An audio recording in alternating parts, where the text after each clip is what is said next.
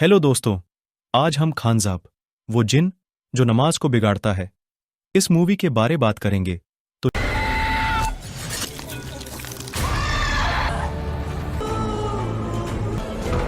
Kumpulan pendosa. बात करेंगे तो चलिए शुरू करते हैं।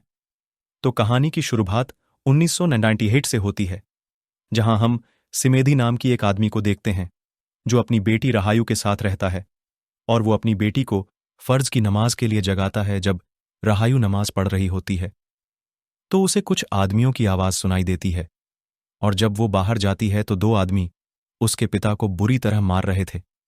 रहायू अपने पिता को बचाने के लिए उनसे लडीडीडीएच पढ़ ढीती है, और इसी बीच वो एक आदमी का कान काट देती है, लेकिन दूसरा आदमी सिमेधी का गला काटकर उसका सर उनके घर के गेट पर टाक देता है।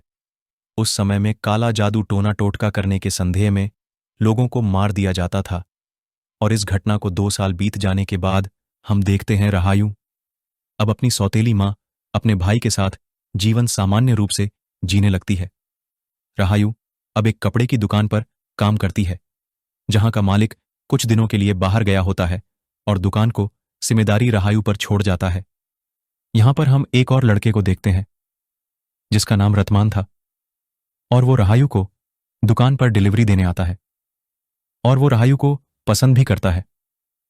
लेकिन तभी एक लड़की, जो कि है रीरी, जिसकी दुकान रहायू के बॉस की दुकान के जस्ट बगल में है, वो रतमान से कहती है कि वो रहायू से दूर रहे, वरना वो उस पर काला जादू कर देगी।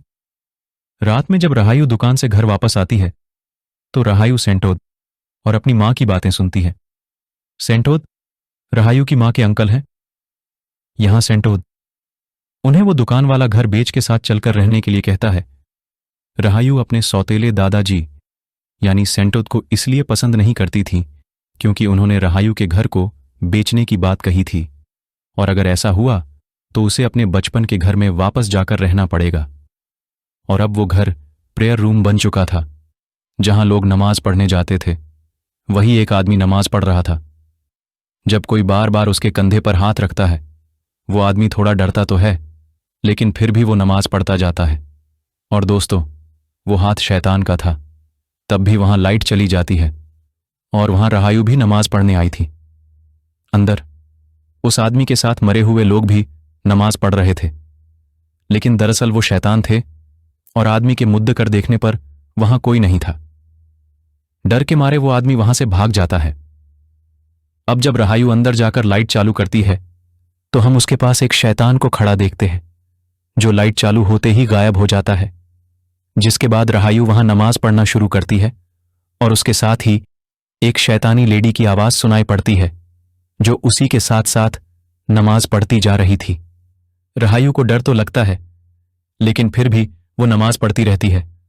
और अब जब लाइट जाती है तो रहायू के चारों तरफ शैतान खड़े थे, जो साथ में नमाज पढ़ रहे थे, और एक ही पल बाद वो सब रहायू को घेर के बैठ जाते हैं।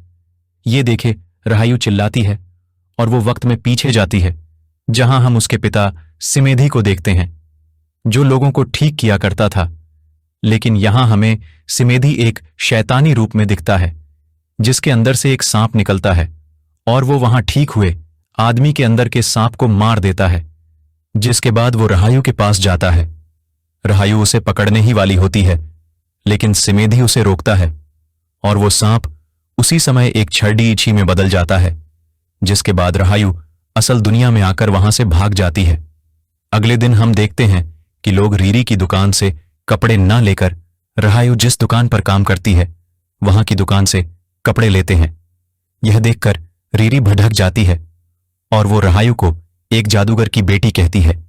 यह सुनने के बाद कपड़े खरीदने आए लोग वहां से चले जाते हैं, और रीरी उसके पिता के बारे में बुरा भला कहती है, जिससे सुनकर रहायू उस पर अटैक करके उसका गला दबाने लगती है। और यहां रहायू पोसेस्ड हो गई थी। अगले सीन में रहायू देखती है कि जो आदमी उस प्रेयर रूम में नमाज पढ़ रहा था, उसके पीठ में दर्द हो रहा था, और रहायू उसकी पीठ पर एक शैतानी बच्चे को चढ़ा हुआ देखती है। रहायू को अपनी आंखों पर विश्वास ही नहीं हो रहा था, लेकिन उसने एकदम सही देखा, और वो बच्चा एक पल बाद गायब हो जाता है। अब रहायू नमाज पढ़ने लगती है, तब वहां उसे शैतान के पैर दिखते हैं जो वहीं खड़ा हुआ था। लेकिन तभी सामने उसे शैतान कटा हुआ सर लेकर खड़ा नजर आता है और हम देखते हैं कि रहायु शैतानों के बीच लेटी थी और शैतान उसे हॉन्ट करते हैं, लेकिन रहायु जान बचाकर वहां से भागती है। इधर रीरी की मां वहां के लोगों को लाकर रहायु की मां के पास जवाब मांगती है कि रहायु ने रीरी पर हमला क्यों किया। साथ ही वो रहायु की मां पर रीरी पर जादू टोना करने का इल्जाम लगाती है।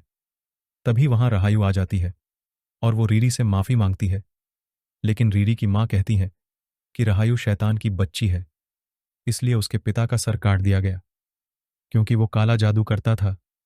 ये सुनकर रहायु अपना गुस्सा रोक नहीं पाती और उसकी मां उसे संभालती है।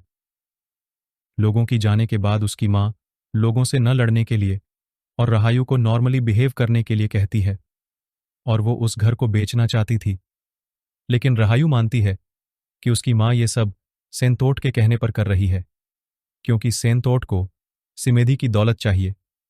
जिसके बाद रहायु खुद के बचपन की झलक देखती है जहां वो शैतान की गोद में लेटी थी और वो दूसरी दुनिया में यानी कि जिन की दुनिया में पहुंच जाती है जहां उसे शैतान हॉन्ट करते हैं और उसकी आंख सुरवो के घर में खुलती है जिसे रतमान प्रेयर रूम से लेकर आया था।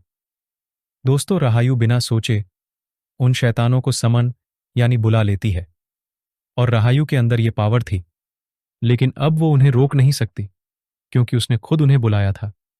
दोस्तों, वो शैतान रहायु के बचपन में उसे दिखा करते थे जिसे वो अपना दोस्त कहती थी। ये सच सुरवो रहायु को बताता है। वो ये भी बताता है कि रहायु कोई आम इंसान नहीं है और इसलिए उसके पिता और सिंदोत ने रहायु पर एक्सोसिज्म यानी कि रुकिया परफॉर्म किया था जब वो छोटी बच्ची थी और वो शैतान उसका इंतजार कर रहे हैं और इसलिए वो उसका पीछा करते हुए प्रेयर रूम तक आ गए थे। अगले दिन हम देखते हैं कि रहायु को काली उल्टे होती है जब उसे मार्केट में कई भूत नजर आते हैं। तभी हम देखते हैं कि एक औरत रीरी के मां से फूल ना खरीदकर रहायु की मां से फूल खरीदती। ये देख के रीरी की मां रहायु की मां के फूल गिरा देती है और उसे बुरा भला कहती है। तभी हम रहायु के पास एक सांप को जाता हुआ देखते हैं जो रीरी की मां की हालत खराब करते था और उनके पैर पर घाव बन जाते हैं जिससे उनका पैर सड़ने लगता है। तभी गांव वाले उन्हें ले जाते हैं।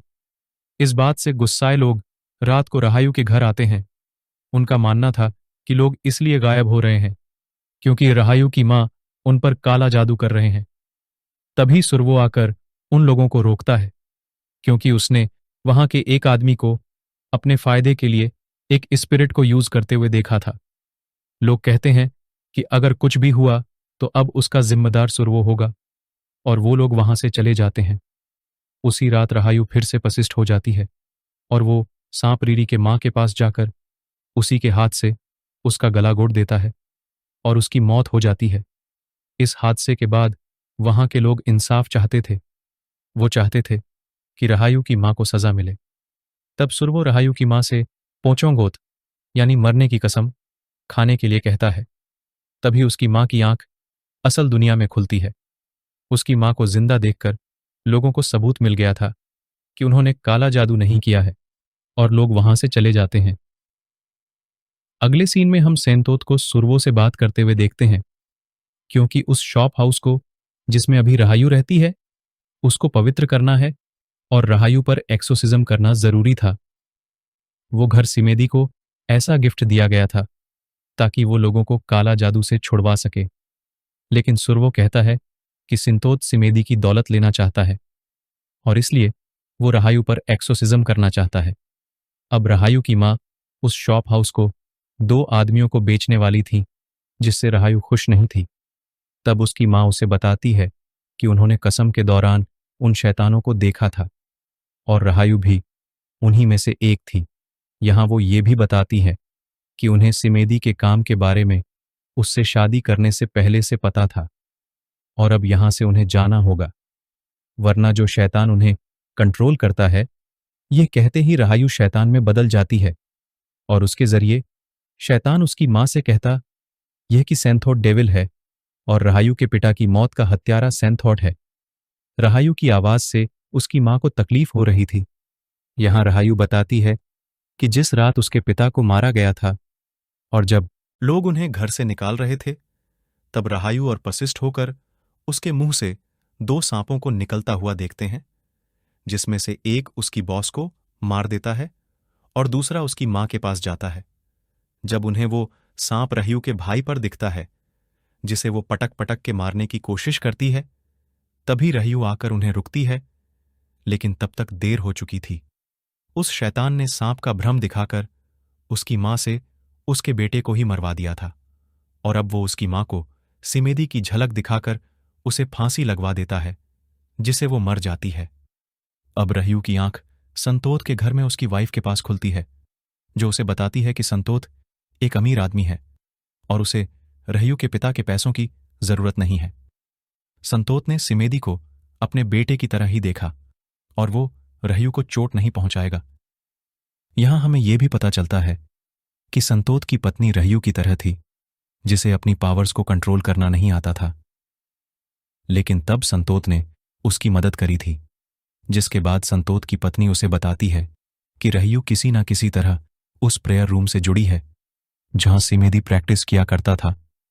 कोई उसे वहां बुलाता है और उसी वजह से वो जिनकी दुनिया से जुड़ी हुई है, लेकिन रहायु पर एक्सोर्सिज्म करने के लिए उसकी परमिशन की जरूरत होगी।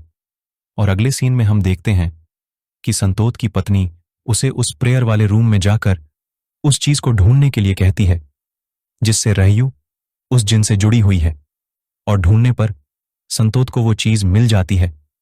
अब रहायु का एक्सोर्सिज्म शुरू होता है, लेकिन रहायु अपने अंदर की शैतान को निकालने की इजाजत नहीं देती, क्योंकि उसने वहां उस आदमी को बैठा हुआ देखा था जिसके चेहरे पर घाव था और रहायु के अंदर बादला लेने की चाहती है। तब संतोष की पत्नी आकर अपने भी पिता को मार डालता है। तब संतोष की पत्नी आकर अपने बेटे को होश में लाती है, लेकिन उसका बेटा इस पाप के लिए खुद को मार डालता है और अब पजस्ट रहायु कहती है कि वो मरने के ही लायक थे। और अब संतोष की पत्नी पवित्र छडीरी डीरे ही नहीं थी। और बस ये मूवी यहीं एंड हो जाती है। दोस्तों, ये मूवी काफी अच्छी है और आप इसे एक बार जरूर देख सकते हैं। आज के वीडियो में बस इतना ही। वीडियो अच्छी लगी हो तो वीडियो को लाइक करें और चैनल को नए हो तो प्लीज चैनल को सब्सक्राइब करें। मैं मिलता हूं आपको अपनी अगली वीडियो के साथ में। तब तक के लिए बाय।